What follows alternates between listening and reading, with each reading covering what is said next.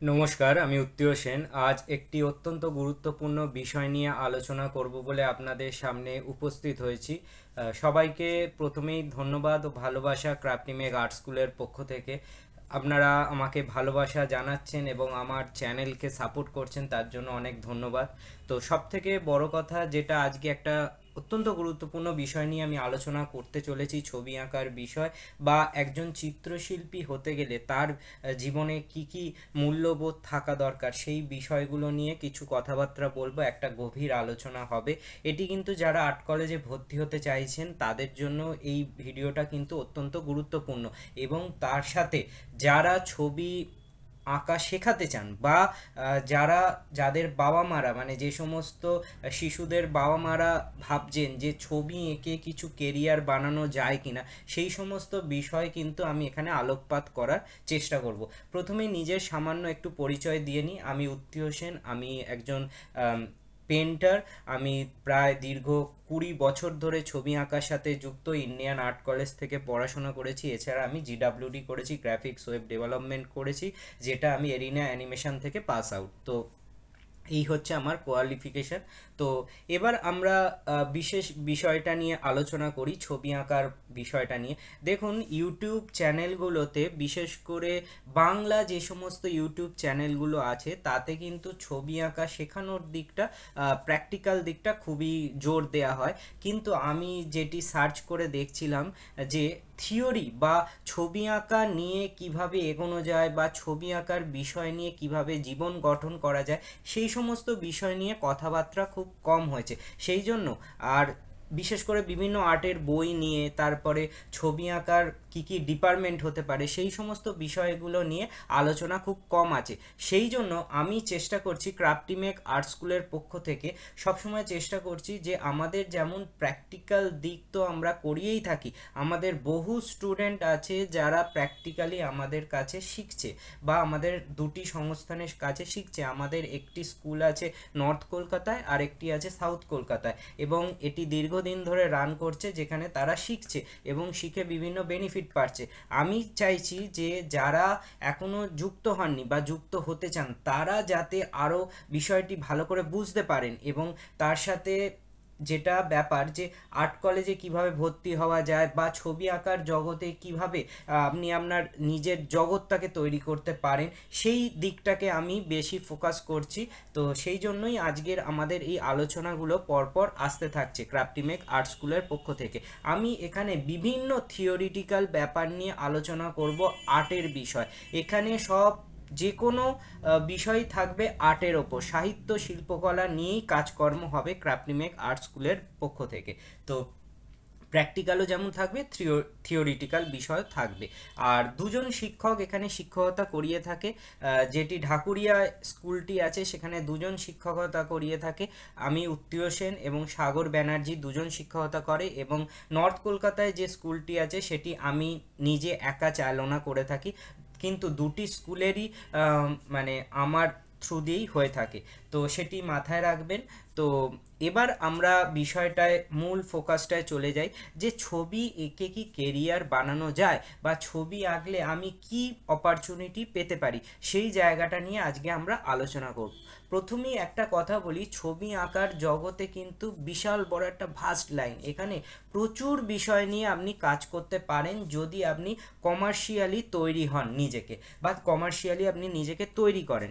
সব থেকে বড় বিষয় যে দিকটা আমি আজকে তুলে ধরবার চেষ্টা করব সেটি হচ্ছে মাল্টিমিডিয়া ফিল্ড বা গ্রাফিক্স ফিল্ড। দেখুন, গ্রাফিক্স ছবি আঁকার জগতে কিন্তু গ্রাফিক ডিজাইন একটা খুবই গুরুত্বপূর্ণ ভূমিকা পালন করে থাকে। যারা গ্রাফিক আর্ট শিখতে চায় বা গ্রাফিক আর্টিস্ট হতে চায় তাদের কিন্তু প্রচুর চাকরি আছে, এবং তারা কিন্তু এই ফিল্ডে শিখে, গ্রাফিক ডিজাইন শিখে 1 বছর বা 2 বছরের কোর্স শিখে তারা কিন্তু ভালো ভালো কোম্পানিতে চাকরি পেতে পারে।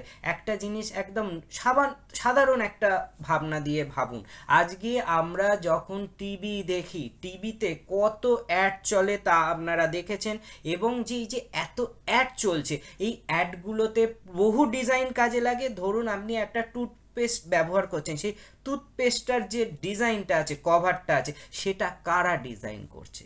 বা আপনি একটা খাবার কিছু প্যাকেজিং করা খাবার কিনছেন, যে খাবারের প্যাকেটটা বিক্রি হচ্ছে বা বিস্কুটের প্যাকেটটা যেটা আপনাকে কভার করে যে প্যাকেটের মধ্যে বিস্কুটটা আসছে, সেই কভারটা কারা করে?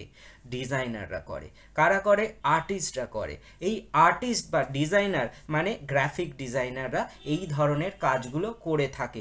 সেই জন্য আপনাকে বুঝতে হবে যে আপনি যদি এখন গুড কোয়ালিটি বা খুব ভালো কোয়ালিটির একজন গ্রাফিক ডিজাইনার হতে পারেন, তাহলে কিন্তু আপনার জন্য প্রচুর অপরচুনিটি রয়েছে সমগ্র পৃথিবী জুড়ে। কেবলমাত্র ভারতবর্ষ নয়, সমগ্র পৃথিবী জুড়ে গ্রাফিক ডিজাইনারদের বিশাল চাহিদা। সেই জন্য বারবার বলে রাখছি যে আর্ট ফিল্ডে আপনারা যদি আসেন এবং যদি প্রপারলি শেখেন বিষয়টা, তাহলে কিন্তু গ্রাফিক ডিজাইন ফিল্ডে কিন্তু আপনারা অনেক অপরচুনিটি পাবেন।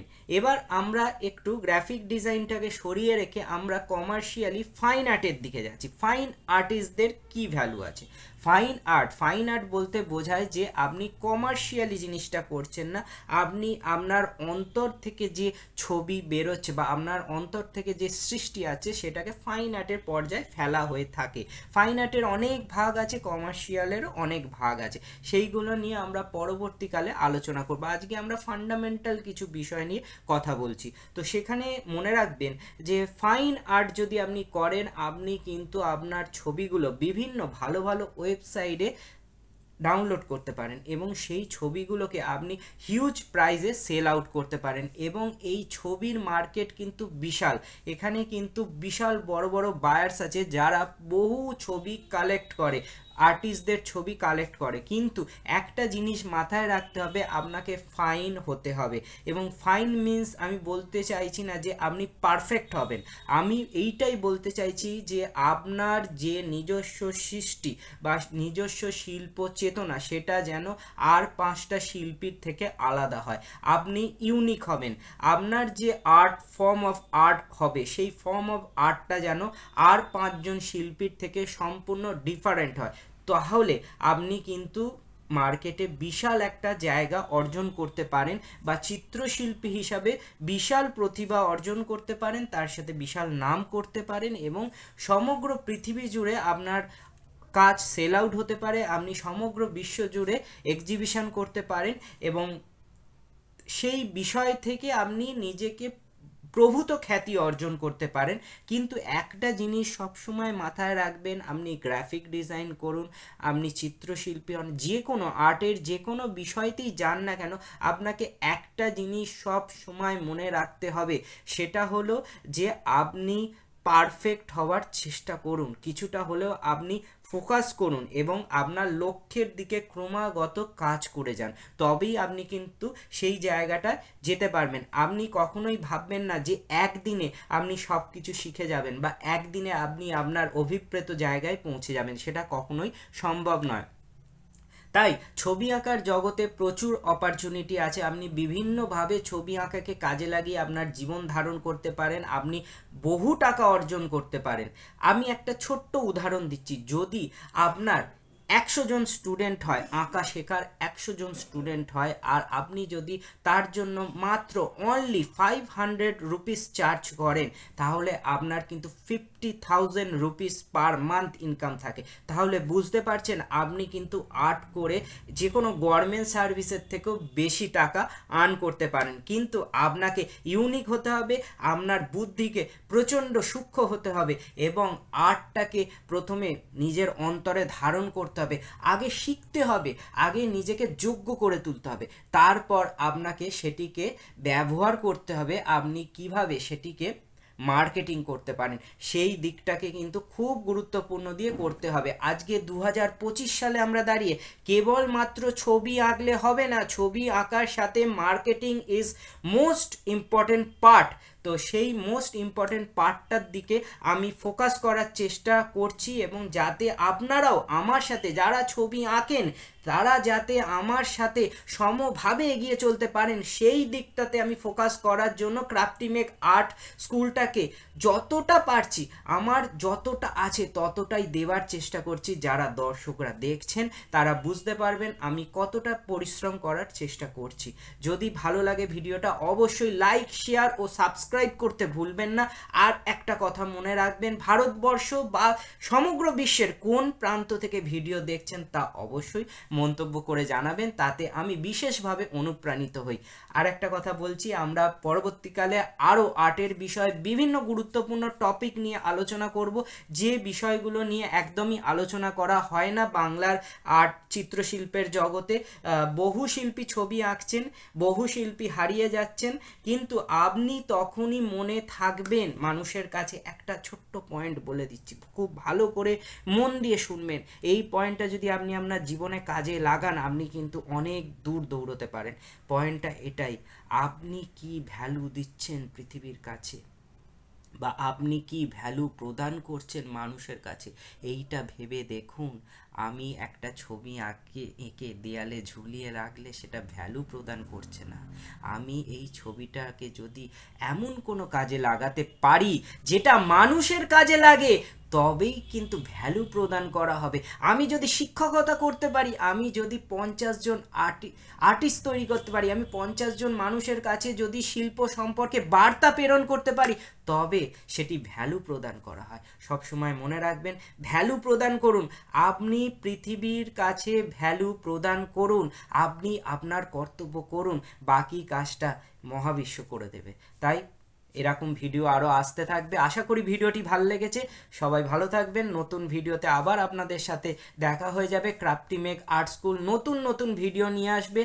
আকাশ জগতে বা চিত্রশিল্পের জগতে নতুন ধরনের ভিডিও আসবে, আমি একদম গ্যারেন্টি দিয়ে বলছি। চেষ্টা করব আমার যতটা আছে ততটাই দেওয়ার।